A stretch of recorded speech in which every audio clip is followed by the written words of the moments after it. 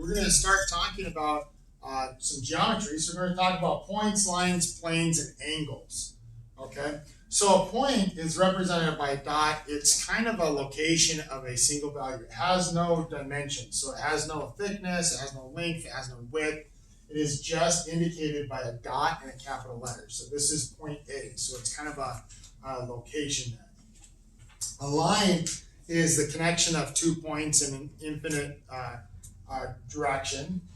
It is one dimension, so it technically has length, right? So we can go this way. So this would be line AB. So if I am here, this indicates that it's a line, right? This is a segment. So it's just saying, hey, I just want part of that line. And then this is what we call a ray. So it's saying, hey, we're going to start at A, and we're going to go infinitely in the direction of B. So I start at A, go in an infinite direction in B. So a line is the connection of 2 points, okay? A plane is a flat surface with no thickness and no boundaries. It has 2 dimensions, so it has length and width. So a lot of times you'll see it depicted kind of like this with 3 points in there. In geometry, we say it's the connection, the intersection of 3 non-collinear points. So any 3 non-collinear points makes up a plane.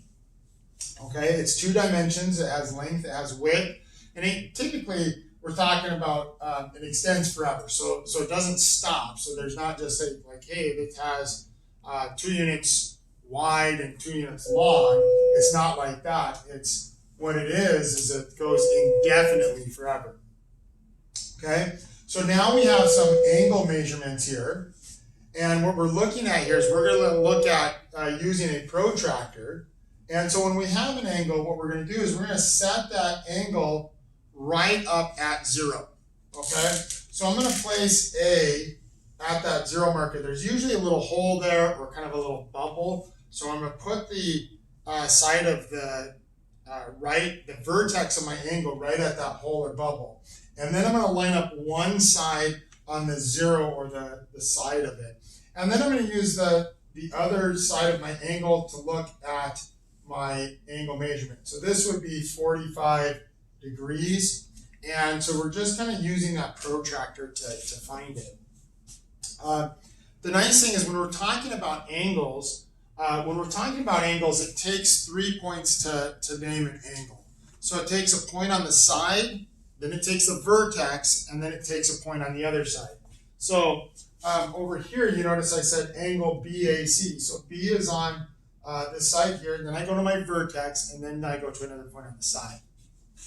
Okay? So we're going to use some concepts of angle measurements here. So I have a diagram. So I drew up my diagram, and they didn't originally put in these values, but we're going to talk about how I got these values. So I had CBD and DBA, and this, when I add these together, these are supplementary. So CBD and ABD are supplementary. Supplementary means that they add up to 180. So if angle ABD is 66 greater than CBD, find the angle measurement. So I'm actually finding both of them. So the way I got this is ABD has to be 66 degrees greater than the other angle. So my unknown is CBD, it's X. So I know this angle here has to be X plus 66. So now what I'm going to do is I'm going to go X plus 66 equals 180.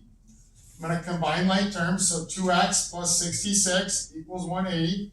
I'm going to subtract off my 66, 2X.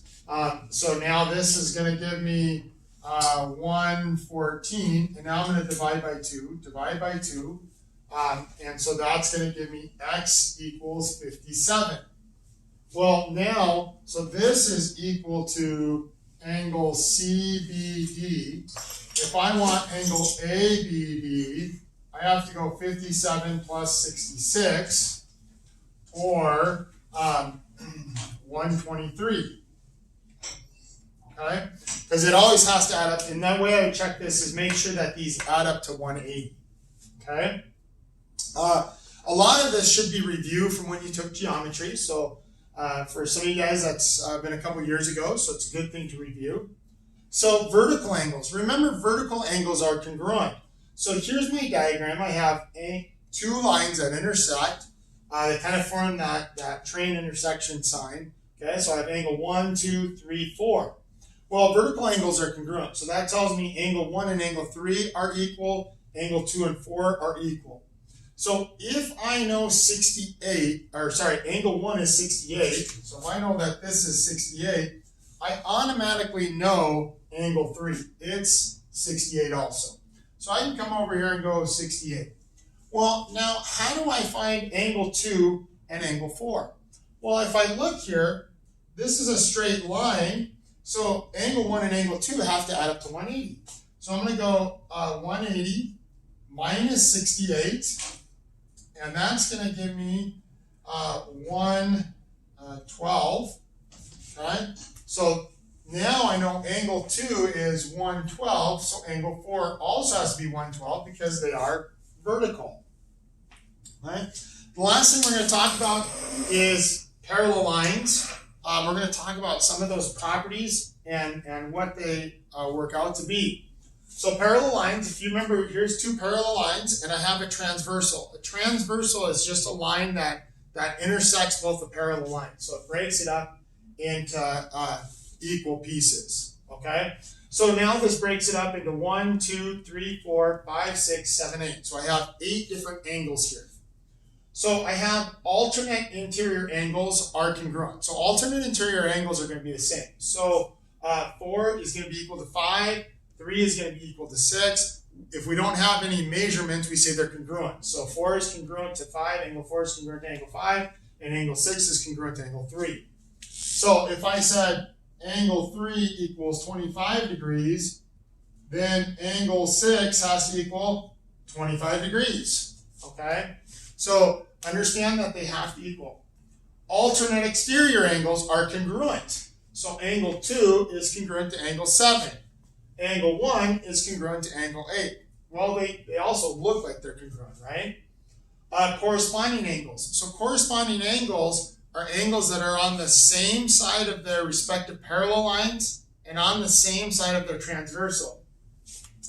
So 1 and 5 are corresponding, 2 and 6 are corresponding, 3 and 7, 4 and 8. So those 2 is congruent to 6, 1 is congruent to 5, 4 is congruent to 8, and 3 is congruent to 7.